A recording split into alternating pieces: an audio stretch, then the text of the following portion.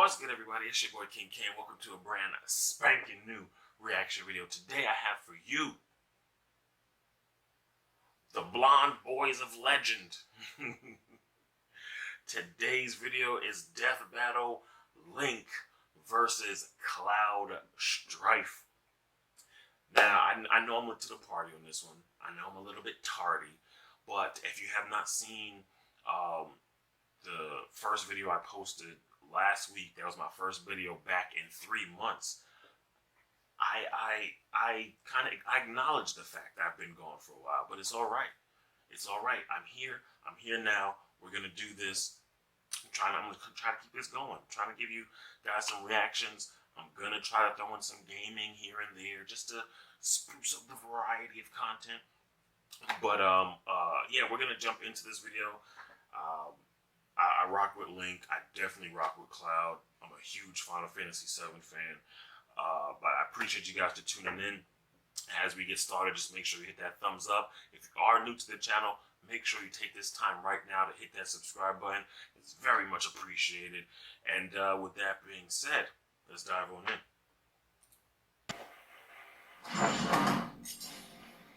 Link, the courageous and determined hero of Hyrule. Cloud Strife, sword-swinging, spiky-haired Sephiroth Slayer. Each are powerful warriors in their own right, but in a fight to the death, which one will win?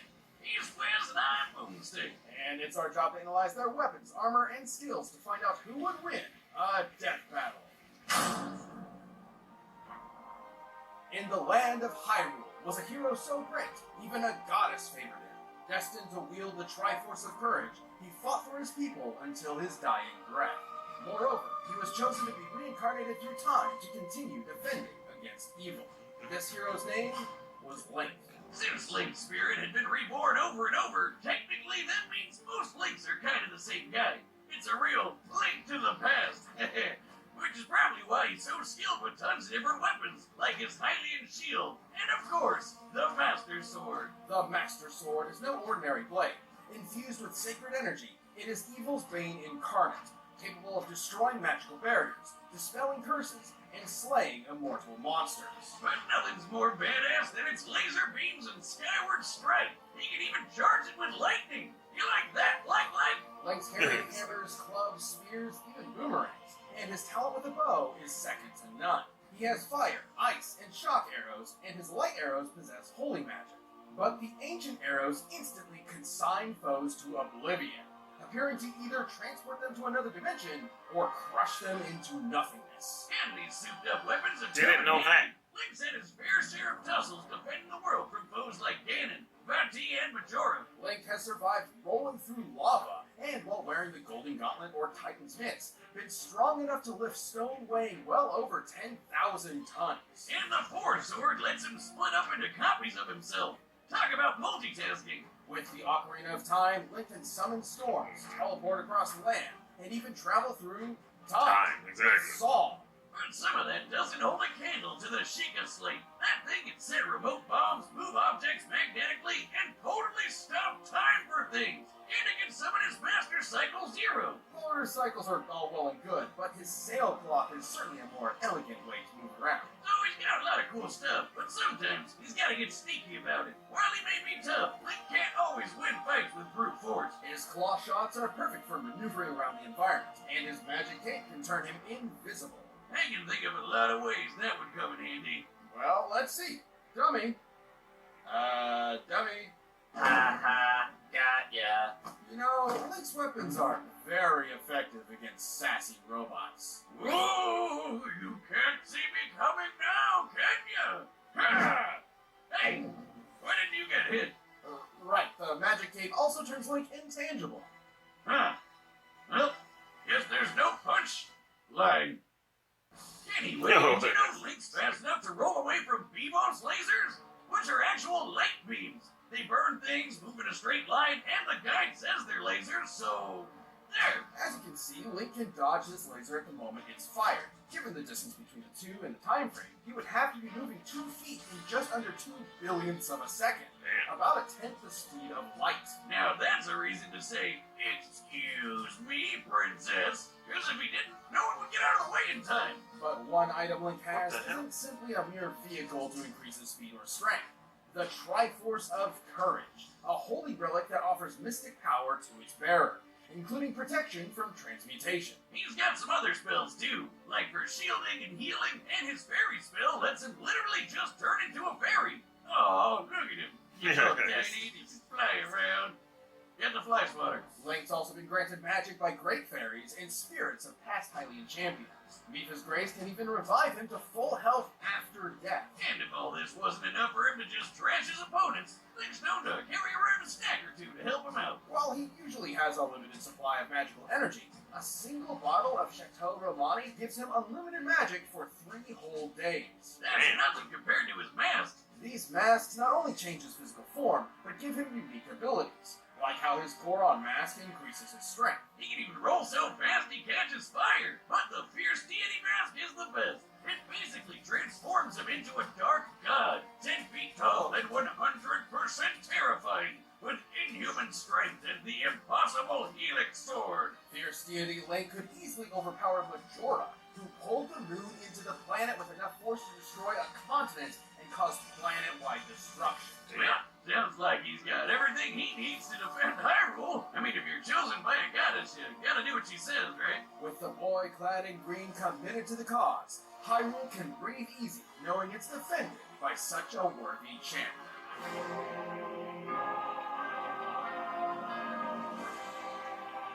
I don't got a horse, I can't do all that. On the planet Gaia, run by the Shinra conglomerate, one young man wanted to be a strong protector of others, just like his hero, Sephiroth. the elite member of Soldier. This was Cloud STRIFE. It's my The boy! troops of Soldier are awesome. They This get nigga better not lose. paramilitary weapons and get to cast magic from materia. Materia is a byproduct of the life stream, an energy source that runs through the world. Green materia casts offensive spells, blue's for supportive spells, and yellow has commands. But red's the most powerful, so they can summon giant monsters. No wonder Cloud wanted to be a part of Soldier so bad. I'd want to too if I could have a giant dragon god as a pet. There's a This shitload of is summons. Fury, among the most powerful summons in Final Fantasy history, capable of annihilating a moon, a feat worth over 140 exatons of TNT. Which Cloud totally survived after he made it into the Soldier program without any problems whatsoever. Nope, none at all. This is too much foreshadowing.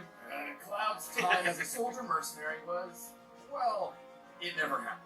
Despite his own memories saying otherwise, Cloud actually failed to join the program at all. Alright, bear with me here. See, Cloud had a friend, a first-class soldier named Zack. Fair. Yeah. They went through a bunch of wacky adventures together, then got kidnapped by some weird cultists who injected them with alien DNA and Mako energy that supercharged them. It's a long story. Time and time again, Zack came to Cloud's rescue, until one day, a rescue would be his final act. But before he fell, he gifted Cloud his big old Buster Sword. Hey, what's a sword between bros? Especially when Zack had been there for Cloud so much in the past. Like how Zack was the one who helped Cloud adjust to the fact that he had never become a member of Soldier. Or how Cloud hadn't been the one who took the moon exploding either. That was Zack all along. Cloud's own history had affected him so much that he unintentionally took Zack's as his own. Pretty Geez, much. sounds like he needs to do some heavy self-reflection. Cloud struggled with confidence ever since he was rejected from the Soldier program. That, combined with the trauma from being kidnapped, experimented on, and watching his best friend die, fractured his sense of self. You know, Cloud not being who he said he was reminds me of someone, Wiz. What are you talking about? You know, like how you faked your identity to avoid paying all those student loans and Homeland Security's still looking for you and... Oh shit. Hey, did you know, despite how the Yes. game works, Cloud can use materia without a weapon? Isn't that neat? Anyway, realizing his memories weren't faulty, Definitely was sparked talking too Cloud's much. journey of self-repair. Though he had failed to become part of Soldier, he probably shouldn't have, because he's been in many fights just as, if not more impressive than those of Zack's resume. Remember that awesome dragon? He beat him! Bahamut's super strong, but also fast enough to fly between planets in seconds. Hell, Cloud can even fly too! I guess. More like he's able to jump hundreds of yards up and hang in the sky and Fly. lunge around. Yeah, Yeah, it's basically fly. He can also use spirit energy for super attacks called limit breaks, like the classic Omni Slash. He's also worn several different types of gear over the years, but the one he's consistently kept is a certain ribbon which defends him from the majority of status effects, excluding time manipulation. He's dodged bullets, lasers, and electric attacks. He's casually sliced buildings in half, can cast literal nuclear explosions with his flare materia, and he even beat that handsome devil Sephiroth. I don't know how Sephi survived being impaled by a sword that's literally wider than he is, but Cloud got to kick his ass multiple Yeah, times. pretty Even much. coming face to face with Sephiroth's ultimate attack, Supernova. Along the way, Cloud also destroyed Shinra. That's one way to get back at the folks who refuse to hire you. Oh, and he got an even cooler sword, too. Get rid of that sentimental Buster sword, Buster, because the fusion sword isn't here to play. With the fusion sword came a new version of Cloud. One who worked hard to resolve his personal issues and overcame any foe, mental or physical, in his way. So all that, on top of beating Sephiroth 3 whole times, proves Cloud puts up one hell of a fight. Despite I need one of Cloud's those frustrating ribbons. start as a young man with unattainable dreams, Come on, science. he Can we grew make up one of those to become ribbons far possible more possible than he could so we have can wear them? imagined. After saving the world more than once, Cloud Strife deserves the hype. Stay where you belong, In my in my memories. memories.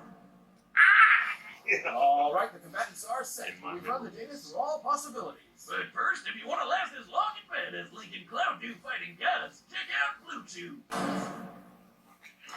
Here we go. This made me want to play the remake all over again. It was amazing. Oh, great.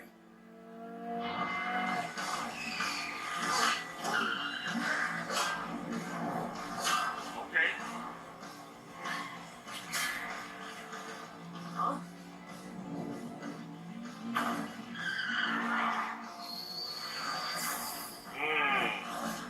Hit him with that lightning.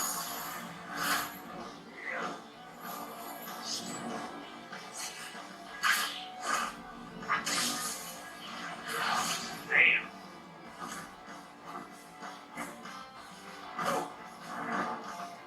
Damn, my boy.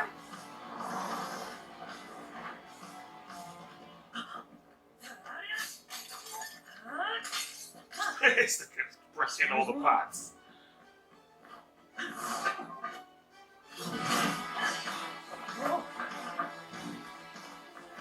That's what I'm talking about, Cloud. Come on, my boy.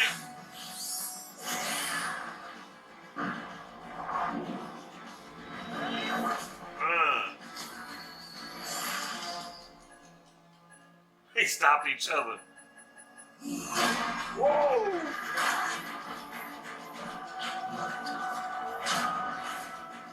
This is pretty good.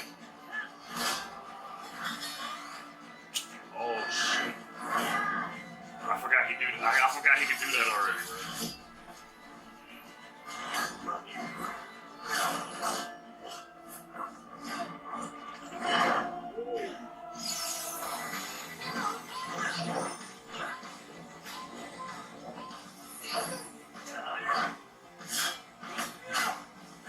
Watch it back.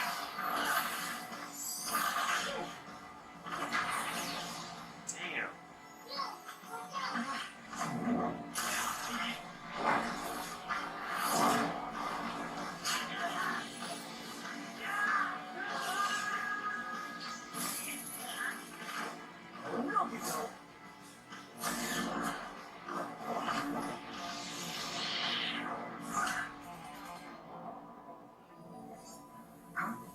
Watch your ass, my boy.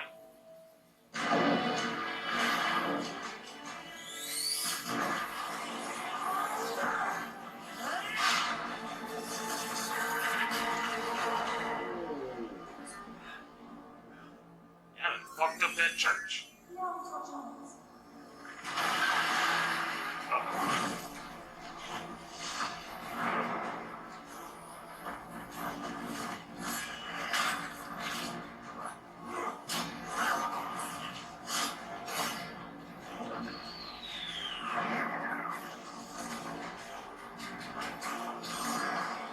Let's launch the asshole. Limit break time, Omni Slash. Is this gonna do it?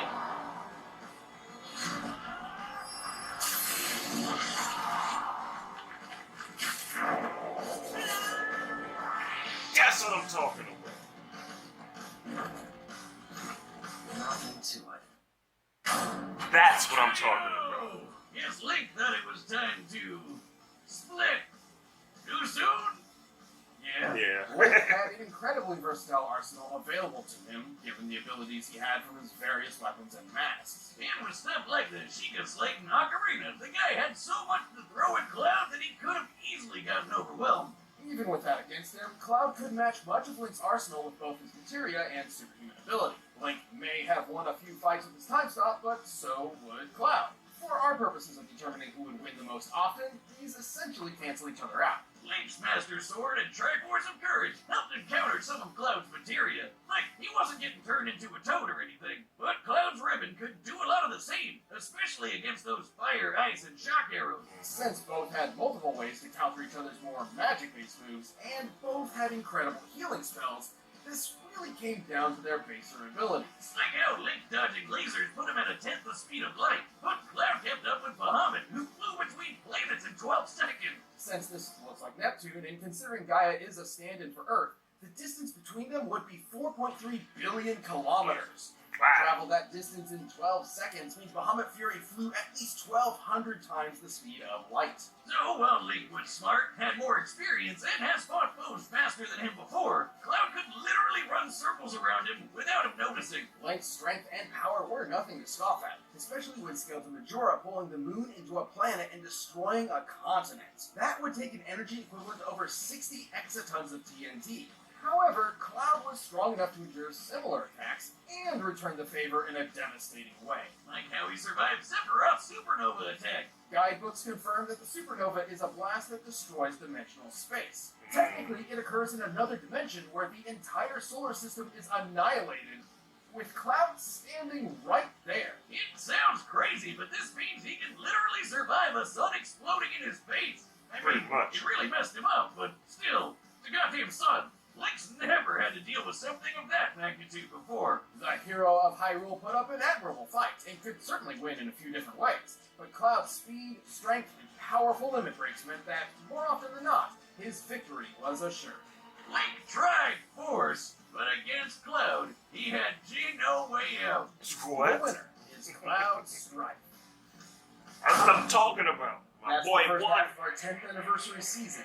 Death Battle will return later this year, but in the meantime, check out the all-new DBX and the debates we're having over in the Death Battle cast. Thanks for watching.